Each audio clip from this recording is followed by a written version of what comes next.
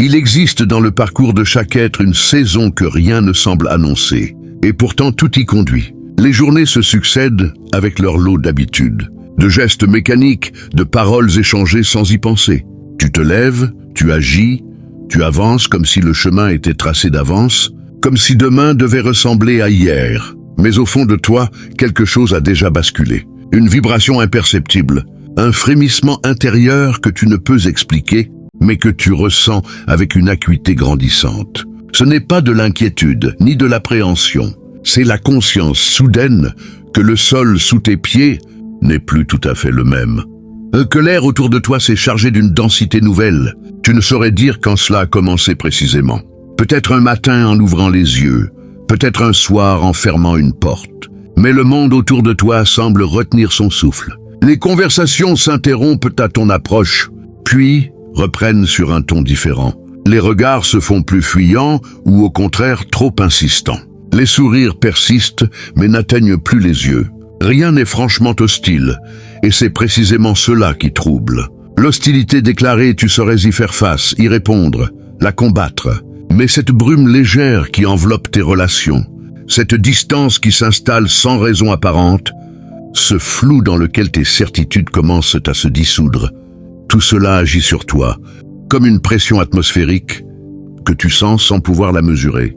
Pourtant tu continues parce qu'il le faut, parce que la vie n'attend pas que tu aies résolu toutes les énigmes pour reprendre son cours. Tu prononces les mots qu'on attend de toi, tu assumes les responsabilités qui t'incombent, tu fais semblant de ne pas remarquer ce qui change insensiblement autour de toi.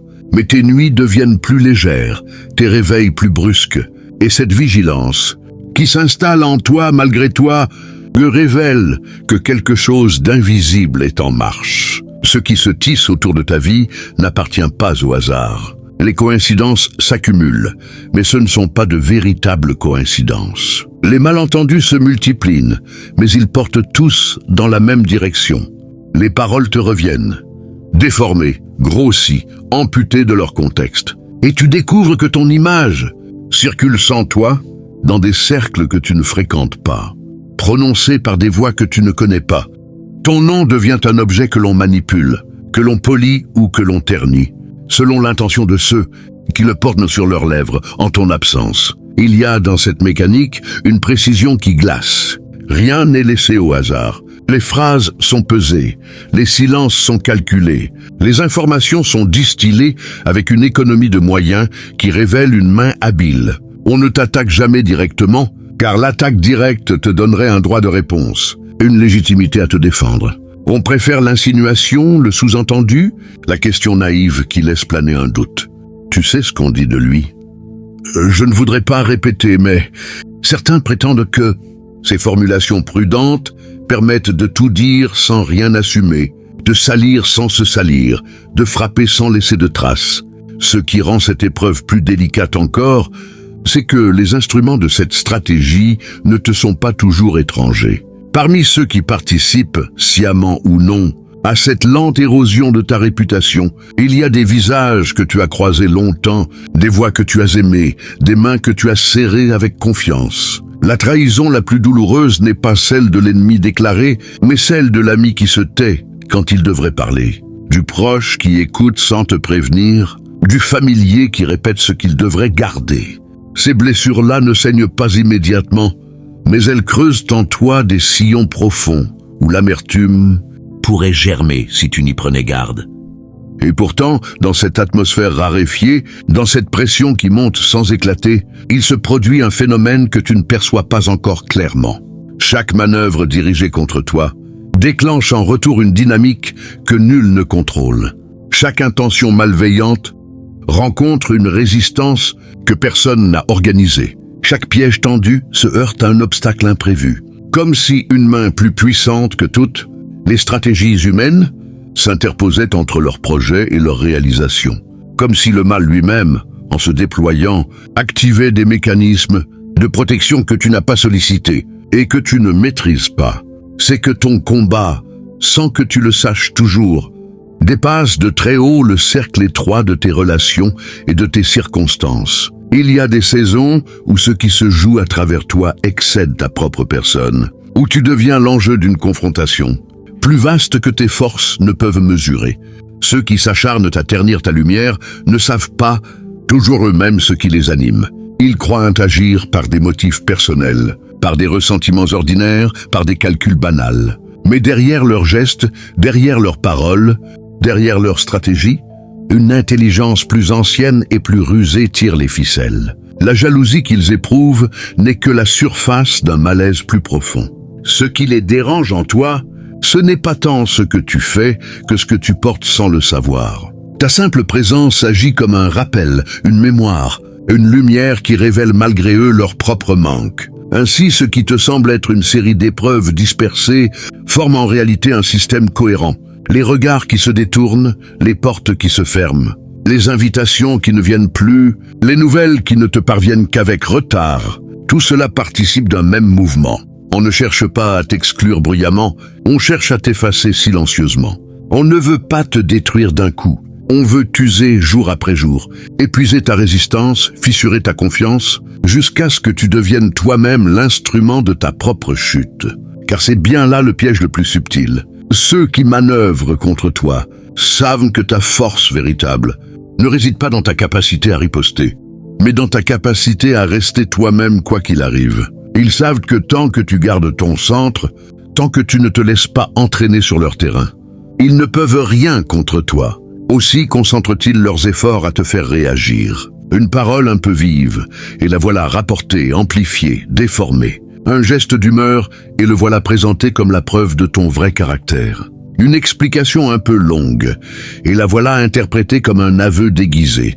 Tout est organisé pour que tu sortes de ta posture, pour que tu quittes ce lieu intérieur, où tu es invulnérable et que tu viennes te brûler à leur feu. Mais pendant que tu luttes contre ces apparences, pendant que tu t'épuises à répondre, à justifier, à prouver, il se passe autre chose que tu ne vois pas. Le temps qui semble perdu à te défendre est en réalité un temps de maturation. Les silences qui te sont imposés deviennent des espaces de croissance. Les portes qui se ferment devant toi te protègent de chemins qui n'étaient pas les tiens. Ce que tu vis comme un recul est en réalité un recentrage. Ce que tu ressens comme un abandon est une mise à part nécessaire. Il y a dans toute destinée humaine des moments où l'isolement précède l'élévation. Regarde autour de toi, regarde dans l'histoire, regarde dans les récits anciens qui traversent les générations. Toujours, ceux qui ont porté une lumière plus vive ont d'abord traversé des nuits plus longues. Toujours, ceux qui ont exercé une autorité plus grande ont d'abord connu des humiliations plus profondes. Toujours, ceux qui ont rassemblé les foules ont d'abord appris à marcher seuls. Ce n'est pas une loi cruelle, c'est une nécessité organique. Le fruit ne mûrit pas dans le bruit, mais dans le silence de l'arbre. La perle ne se forme pas à la surface, mais dans l'obscurité de l'huître. L'or ne se purifie pas dans la tiédeur, mais dans l'ardeur du feu. Ainsi, ce que tu traverses n'est pas un accident de parcours. C'est une phase programmée de ton développement. Les personnes qui s'éloignent, les relations qui se distendent, les cercles qui se réduisent, tout cela participe à un travail de tamisage. Ce qui doit rester reste, ce qui doit partir parte. Et tu n'as pas à retenir ce que le mouvement naturel de la vie éloigne de toi. Chaque départ libère un espace, chaque silence creuse un réceptacle, chaque vide prépare une plénitude nouvelle. Mais pour que ce travail s'accomplisse, pour que cette transformation profonde puisse avoir lieu, il te faut consentir à ce que tu ne comprends pas. Il te faut accepter de ne pas tout maîtriser, de ne pas tout expliquer, de ne pas tout justifier. Il te faut entrer dans ce repos actif qui est la marque des êtres vraiment forts. Ceux qui savent que leur agitation n'ajouterait rien à ce qui doit s'accomplir, que leur défense ne renforcerait pas leur protection, que leur justification ne convaincrait pas ceux qui ont déjà jugé. C'est là que se joue la véritable bataille. Non pas dans l'arène des explications et des confrontations, mais dans le secret de ton cœur, où se décide si tu resteras fidèle à toi-même ou si tu te laisseras déformer par les circonstances. La tentation est grande de répondre du tac au tac, de montrer que tu as compris le jeu, de démasquer ceux qui agissent dans l'ombre. Mais cette tentation même est un test. Si tu y cèdes, tu perds ta position. Si tu la traverses sans y succomber, tu sors grandi de l'épreuve. Ce qui se construit en toi dans ces moments-là ne se voit pas, ne se mesure pas, ne se partage pas. C'est une architecture invisible, un renforcement intérieur, une densification de l'être qui te rendra capable plus tard de porter des charges plus lourdes sans plier. Chaque injustice supportée sans amertume ajoute une pierre à cette construction. Chaque trahison traversée sans haine creuse une fondation plus solide. Chaque silence gardé quand tu aurais pu parler renforce ta maîtrise de toi-même. Et puis vient le moment où le mouvement s'inverse. Non pas parce que tu as enfin réussi à te défendre, non pas parce que tu as convaincu tes détracteurs, non pas parce que la vérité a éclaté au grand jour, mais simplement parce que le cycle s'achève, parce que la saison de l'épreuve a porté son fruit, parce que ce qui devait se révéler se révèle, non par ta volonté mais par la force des choses. Ceux qui avaient cru pouvoir modeler ton image découvrent que l'image et la réalité finissent toujours par se rejoindre. Ceux qui avaient semé le doute récoltent la confusion. Ceux qui avaient bâti sur le sable voient leur construction s'effondrer d'elle-même.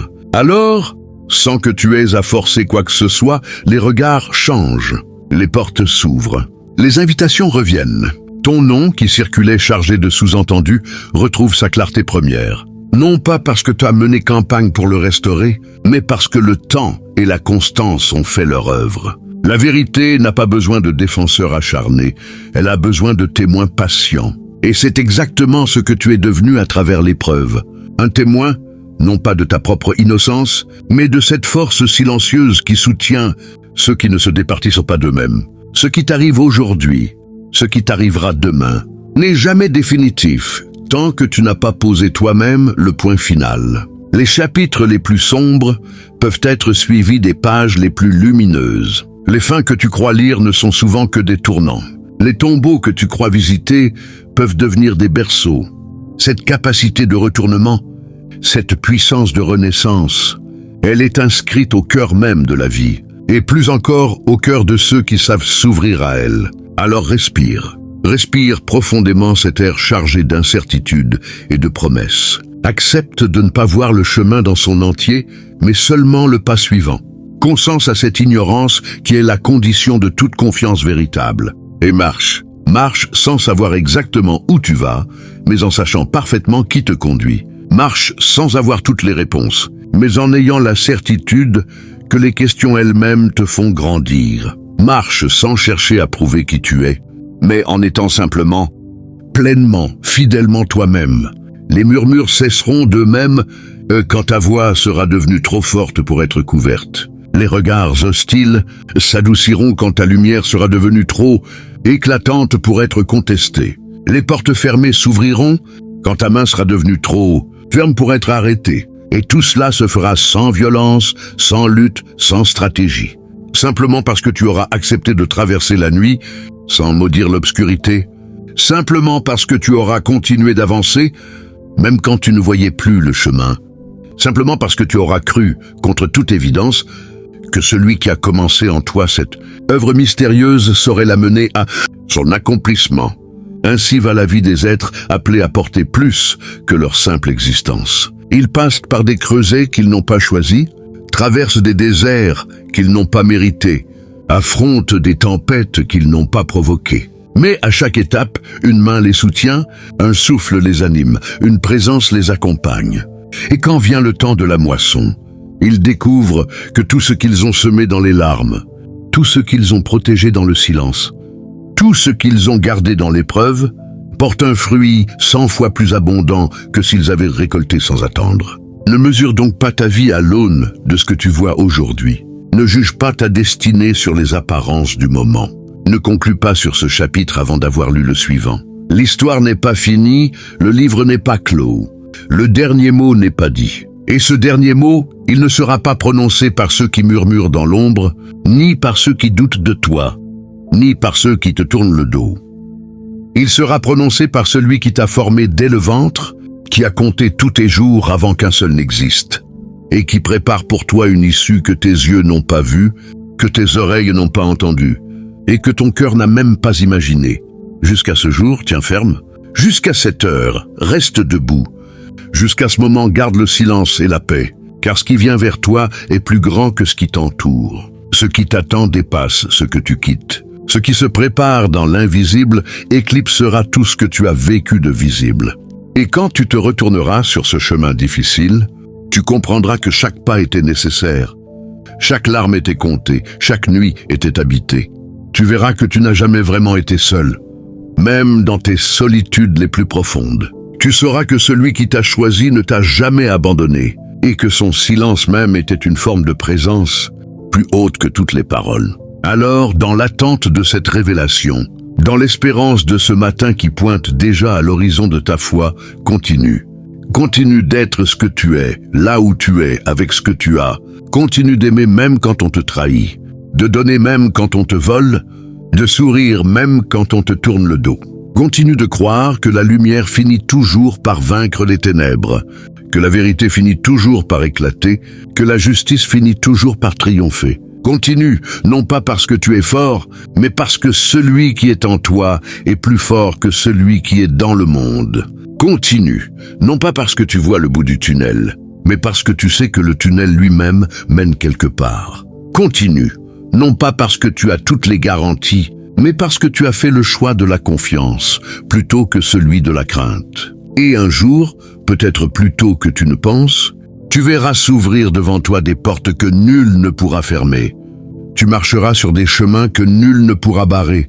Tu entreras dans des espaces que nul ne pourra contester. Et tu comprendras alors que tout ce temps d'épreuve et de silence n'était que le prix à payer pour cette liberté souveraine, cette autorité naturelle, cette lumière paisible qui émanera de toi sans que tu aies à la produire, simplement parce que tu auras accepté de passer par où il fallait passer pour devenir pleinement toi-même. Ainsi soit-il.